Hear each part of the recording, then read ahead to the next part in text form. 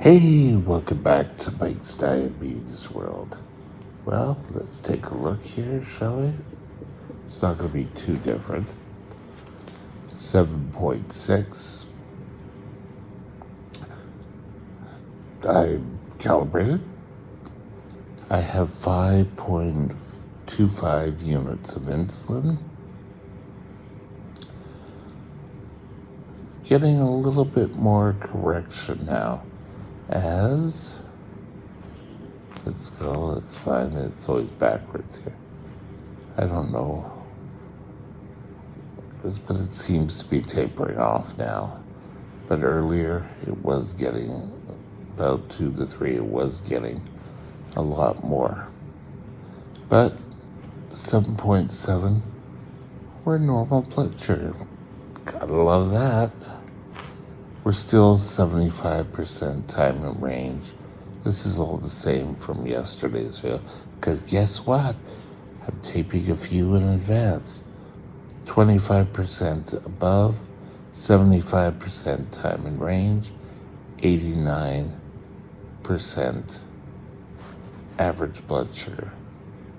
We got that down to 7 in the high 7s. Now we're 8.9. Let's gotta work on that today. That's gonna be our goal. We'll see how we go. Okay, so today I want to discuss T1D versus T2D. And ads and everything you're seeing online. And why do we constantly have to do this? Stay tuned. We'll be right back.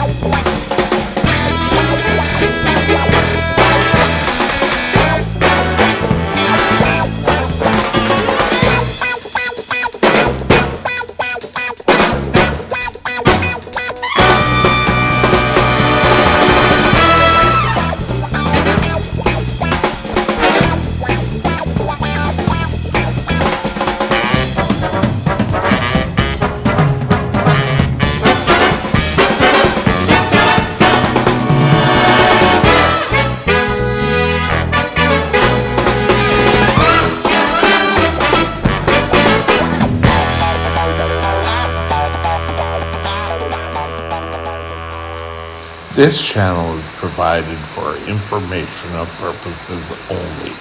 Contact your physician for any diagnostic or treatment plan. As I mentioned in the last video we did, I was researching a topic. Let's get that out of the way. There we go. And while researching this, I found how a number of sites were promoting this wonderful herb or spice. And even T1D people who have channels on the internet were touting this spice. And I looked at it, and I didn't just take a look at one site. I took a look at a few.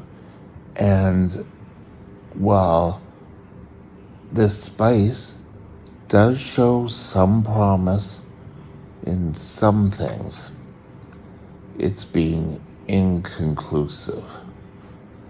And it nowhere does it mention type 1. It's all again type 2. And I do know that we're the 10%, 10 to 20% of us are type 1. It seems like for years all the advancement was on type 2, type 2, type 2, until we got the insulin pump. And that changed a lot. But type 2 was always, oh, we have to. I just had to shave that little hair off. It was bugging me. Okay, but type 2, there was all research in type 2. Diet formulations were coming out. Even this spice was all for type 2. But if you kept reading, you find there is no sort of real plan. In fact, the ADA has brought out that the science is inconclusive. It's not really doing much for type 2s. That's the current thing. I wish I could find her video again. There was a video with a dietitian, and she stated that cinnamon should not be used as a treatment for diabetes, meaning don't stop taking your medication because it could sound great that cinnamon lowers the blood sugar and everything. Oops, I mentioned the spice. But it's also how much you need to take. So, well, if you look up cinnamon and diabetes, there's a whole plethora of information. Go to the source, check the ADA or the CDA websites.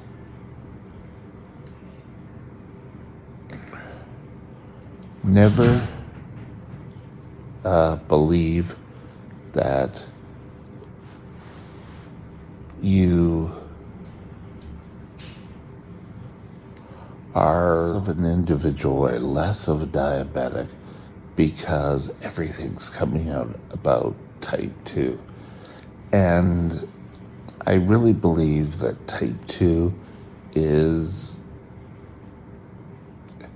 a answer to our society and the way we've been eating, and a lot of processed stuff tends to lead to more strain on the body to utilize the insulin. For us, we don't produce any. So we need to be more aware and deal with our diabetes day after day. There's no magical little prize, except you're going to feel better and have more energy. But why does type 2 get all the new and exciting drugs? The first videos I saw for the freestyle, I already knew about freestyle because before my pump, there was a glucometer that would do all the calculation and the amount of carbs and everything. I'd do a blood test, it would tell me how much insulin I needed to inject. But this tapping and everything was really for type 2s, pure and simple. But now we take a look and it's now being accepted all over the board. Type 1s are using freestyle now. So there are crossovers. So, first of all, Ozempic was touted as a drug for type 2s. While it's utilized in type 1, it does nothing for the treatment of type 1. It's usually for people who are heavier set, are able to take the drug and utilize it.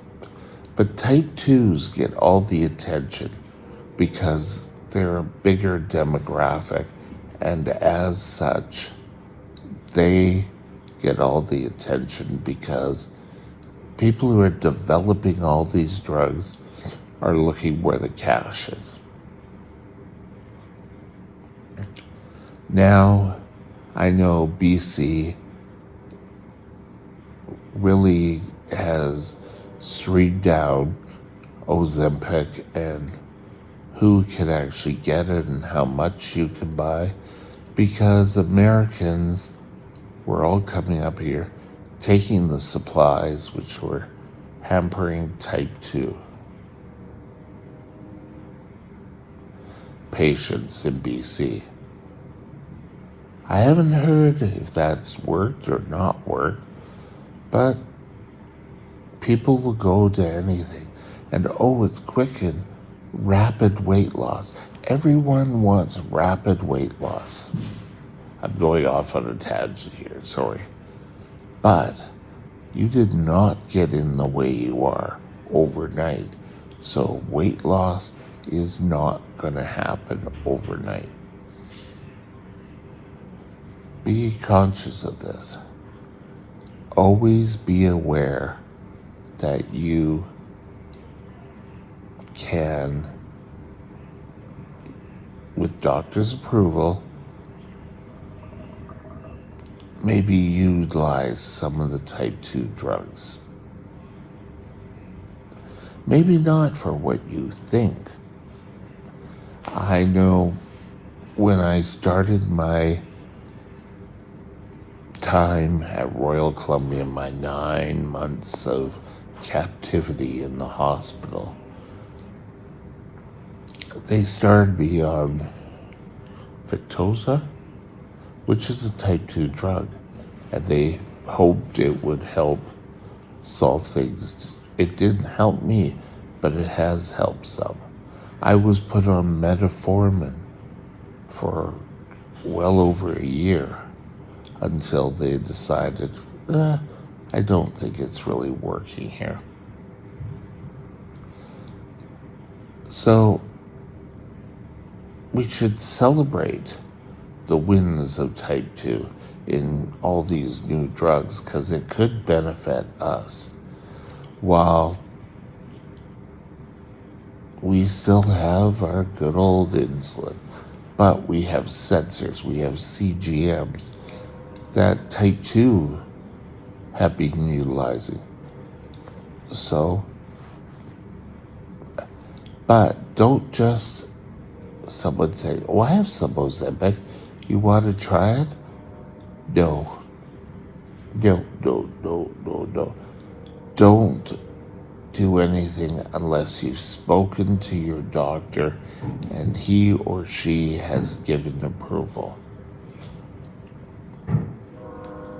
Ozempic for some people can cause problems. So do it under doctor advice. Ozempic is just the biggest brand name. There are a few other, Jarvie, which is a higher dose for people who want to lose weight, but it could very well be misused. Take advice. Go with your doctor. Find out all the information before you start. Don't worry that it seems like type 2 gets everything. Again, it's just there's a lot more of them, and Big Pharma is wanting to make money. And we keep hearing, Big Pharma doesn't want you to know. Hell, if there was a cure for type 1 diabetes, do you think pharmacare or big pharma would not jump on it and say, yeah, we have the cure, we have the only cure? They'd buy it out right there. So don't fall for that misleading advertising. It's not really suitable, but don't be surprised if type 2 drugs are being utilized on you. You could be identifying certain symptoms that it could also help. They're finding more and more drugs help different things. Back when aspirin was first diagnosed, it was a fever reliever, it was a pain reliever. It was called the wonder drug for years. So, you want to make sure that you are always available, that you are available, that you're open to trying T2 drugs. But do it only on the advice of your doctor. I am not a qualified doctor. I'm just going by my years of being a type 1 diabetic. But you take care of you. You find out before you go off and starting any treatments. And with that, have a super day. Bye now. My email is mikesdiabetesworld@gmail.com. mikesdiabetesworld@gmail.com.